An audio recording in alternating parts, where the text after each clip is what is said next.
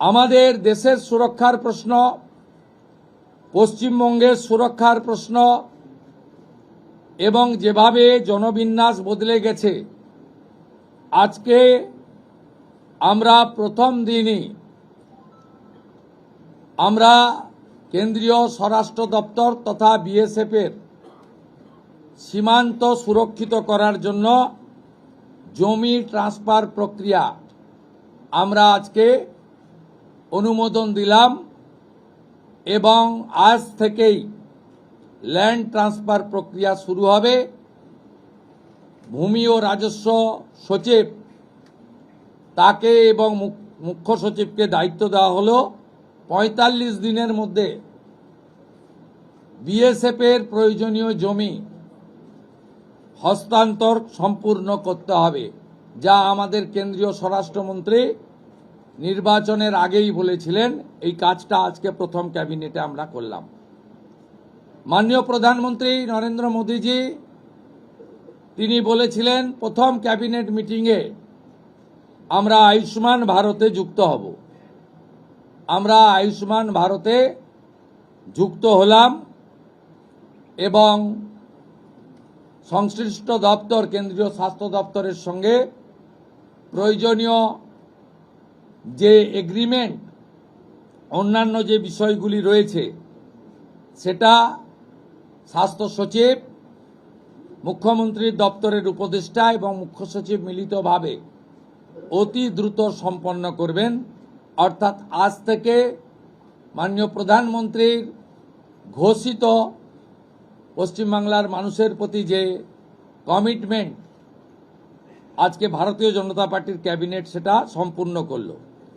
এর সাথে সাথে প্রধানমন্ত্রী জন আরোগ্য যোজনা, প্রধানমন্ত্রী ফসল বীমা যোজনা ক্রপ ইন্স্যুরেন্স, প্রধানমন্ত্রী স্কুলস ফর রাইজিং ইন্ডিয়া পিএম-শ্রী, প্রধানমন্ত্রী বিশ্বকর্মা, বেটি বাঁচাও বেটি পড়াও, প্রধানমন্ত্রী উজালা যোজনা 3.0 এবং অন্যান্য কেন্দ্রীয় স্কিম বা সেন্ট্রাল গভর্নমেন্ট স্পন্সর্ড স্কিম আমরা যুক্ত হওয়ার সিদ্ধান্ত নিলাম। বিশ্বকর্মা যোজনায় আমাদের যারা বিশ্বকর্মা আছেন, হাতের কাজ করেন, আমাদের কামার কুমোর থেকে কুম্ভকার, স্বর্ণকার থেকে মালাকার থেকে তাঁতি থেকে নাপিত থেকে সবাই যারা 8,65,000 আবেদন করে রেখেছিলেন, আগের সরকার যাদের আবেদন জেলা শাসকদেরকে দিয়ে কেন্দ্রের এমএসএমই দপ্তরে পাঠাতে দেননি, আমরা দ্রুত ওই 8,65,000 পিটিশনকে পাঠানোর ব্যবস্থা নিলাম। আপনারা জানেন পশ্চিমবঙ্গে 11 কোটি মা বোন দিদি উজালা 1-2তে বেনিফিটেড হচ্ছেন ভারতবর্ষে। পশ্চিমবঙ্গে এই 11 কোটির মধ্যে 1,29,00,000 পান, সবচেয়ে হাইয়েস্ট। 400 টাকা কম মূল্যে তারা গ্যাস ক্রয় করেন। প্রধানমন্ত্রী আরও 75 লক্ষ দেশে চালু করেছিলেন এবং বাংলার জন্য কোটা ছিল 15 লক্ষ। গ্রাহক বিতরণ কেন্দ্রে হাজার হাজার দরখাস্ত পড়ে থাকা সত্ত্বেও শুধু রাজনৈতিক কারণে এই পিটিশনগুলো ডিএমরা সংশ্লিষ্ট দপ্তরে কেন্দ্রীয় সরকারের কাছে পাঠায়নি। তাই আমাদের মা বোন দিদিরা বঞ্চিত হচ্ছিলেন। আমরা গ্রাহক বিতরণ কেন্দ্রে পড়ে থাকা সমস্ত পিটিশন অতি দ্রুততার সঙ্গে জেলা শাসকদের সংশ্লিষ্ট কেন্দ্রীয় পেট্রোলিয়াম ডিপার্টমেন্টে পাঠিয়ে দেওয়ার নির্দেশ দিলাম। এর ফলে উজালা যোজনা 3 তাতে পশ্চিমবঙ্গের আরও কয়েক লক্ষ মা বোন দিদি যুক্ত হওয়ার সুযোগ পেলেন। আমাদের পঞ্চম সিদ্ধান্ত, এতদিন পর্যন্ত পশ্চিমবঙ্গের national cadre is IPS, Paschimbanga cadre WBCS WBPS এদের কোনো কেন্দ্রীয় সরকারের ট্রেনিংয়ে কেউ যুক্ত হতেন না। এটা মুখ্যমন্ত্রীর অলিখিত নির্দেশ ছিল, আগের মুখ্যমন্ত্রী, বিদায়ী মুখ্যমন্ত্রী, প্রাক্তন মুখ্যমন্ত্রী। আমরা আজকে এই বিষয়ে চিফ সেক্রেটারিকে অন্য রাজ্যের যে নিয়ম আছে সেই নিয়ম ফলো করার জন্য আমরা তাকে এম্পাওয়ার করলাম, দায়িত্ব দিলাম। সাথে সাথে শুনলে অবাক হয়ে যাবেন, বিএনএস ভারতীয় ন্যায় সংহিতা, যা মাননীয় প্রধানমন্ত্রী নরেন্দ্র মোদীজির নেতৃত্বে কেন্দ্রীয় স্বরাষ্ট্রমন্ত্রী মাননীয় অমিত শাহজি পার্লামেন্টের দুটো কক্ষে অনেক আগে অনুমোদন করেছেন, রাষ্ট্রপতি মহোদয়ের সই হয়েছে, রুল হয়ে গেছে। আমরা আশ্চর্য হয়ে গেছি যে এখানে বিএনএস কার্যকর করা হয়নি, অর্থাৎ অত্যন্ত অবৈধভাবে সংবিধানকে বৃদ্ধাঙ্গুষ্ঠ দেখিয়ে আগে সিআরপিসি আইপিসি চলছিল, আজ থেকে বিএনএস এ যুক্ত হলো পশ্চিমবঙ্গ সংবিধান মেনে।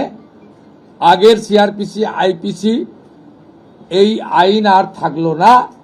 ভারতীয় ন্যায় সংহিতাতে আমাদের আজ থেকে কাজ শুরু হলো।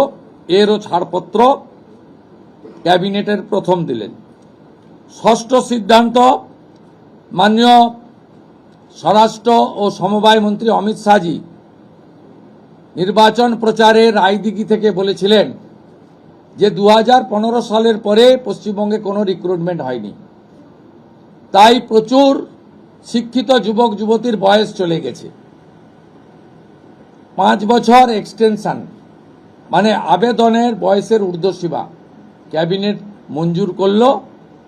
এটাও আজকে আমরা করলাম। আজকে এই ক্যাবিনেট সিদ্ধান্তগুলো আমরা নিয়েছি। আমাদের আরও বেশ কিছু কমিটমেন্ট রয়েছে, যেগুলো ইতিমধ্যে আপনারা জানেন। আমরা পরবর্তী সোমবার আবার একটি ক্যাবিনেট মিটিং করব।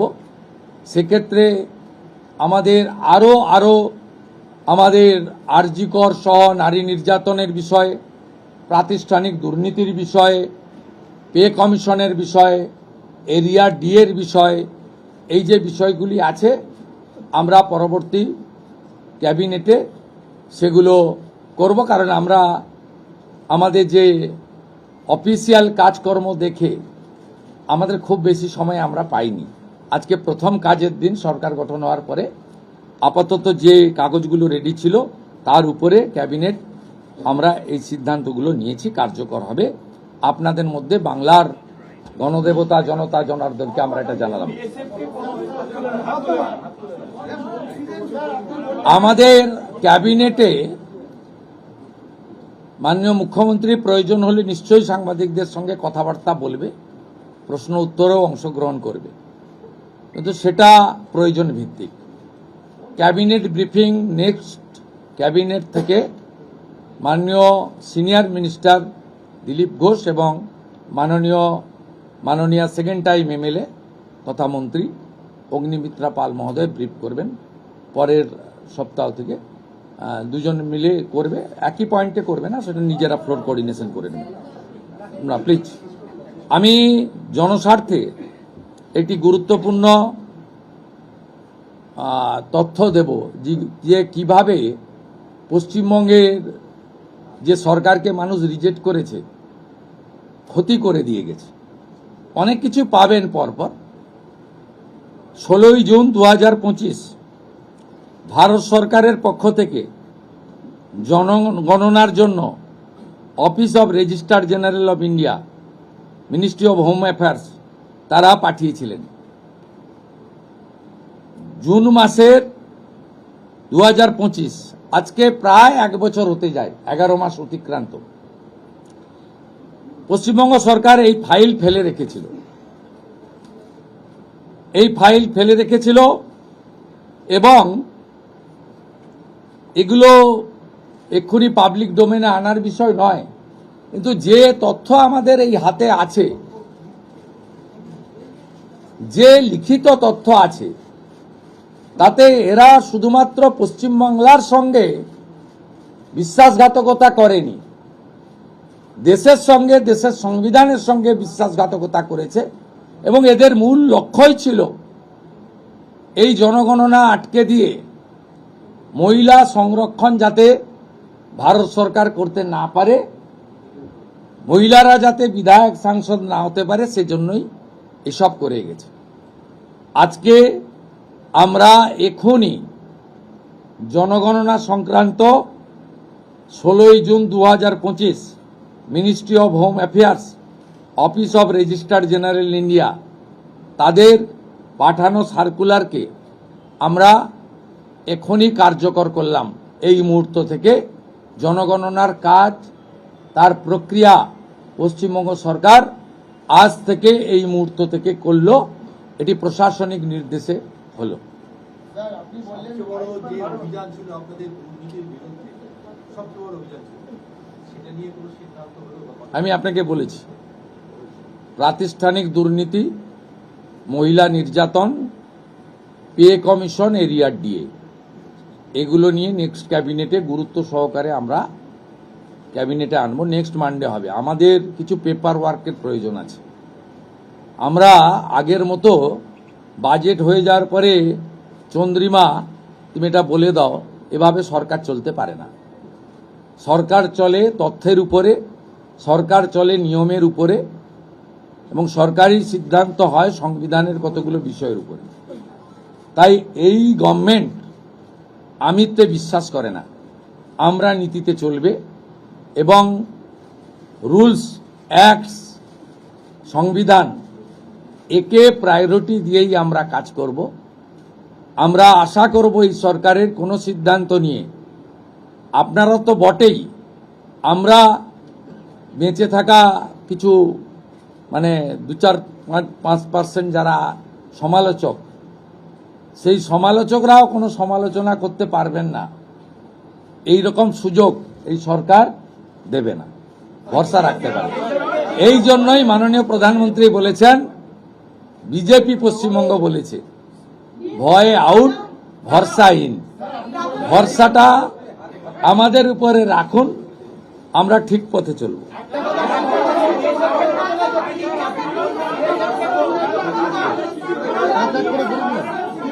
আর একটা বাংলা দেন, তারপরে দুটো হিন্দি নিব। শুনে আমাদের অনেক প্রথম দিন, প্লিজ কোঅপারেট উইথ আস। আগের সিএম কে তো প্রশ্ন করতে পারতেন। বিএসএফ যতটা জমি চেয়েছে ততটাই দেওয়া হবে, এবং ইতিমধ্যে ল্যান্ড ডিপার্টমেন্ট কাজ এগিয়ে রেখেছে। আগের সরকারের অনিচ্ছাতে বিশেষ ভোটারদের বাঁচানোর জন্য, অভারতীয় অবৈধ অনুপ্রবেশকারীদের বাঁচানোর জন্য তারা ভূমি দপ্তরকে কাজ করতে দেয়নি, এবং মহামান্য কলকাতা হাইকোর্টের নির্দেশও অমান্য করা হয়েছে, যেটা কোনো সরকার করতে পারে না। আমরা ল্যান্ড ডিপার্টমেন্টকে আজ থেকেই রেডি থাকা জমি হস্তান্তর করতে শুরু করেছি। আমার কাছে যেটুকু আমি এলওপি হিসেবে খবর রেখেছিলাম, 90% জমি আপনার land department government of West Bengal transfer করতে পারে। এক্সাক্ট সংখ্যাটা মুখ্যমন্ত্রীকে অনেক কিছু ভেবে বলতে হয়, যেটা বলতে হয় তার অথেন্টিকিটি যেন থাকে, তার যেন পূর্ণ সত্যতা ইত্যাদি থাকে, এটা করেই বলতে হয়। তাই এইভাবে আগের সরকারের মতো আলপটকা প্রশ্ন উত্তরে বর্তমান মুখ্যমন্ত্রী বা তার ক্যাবিনেট যাবে না।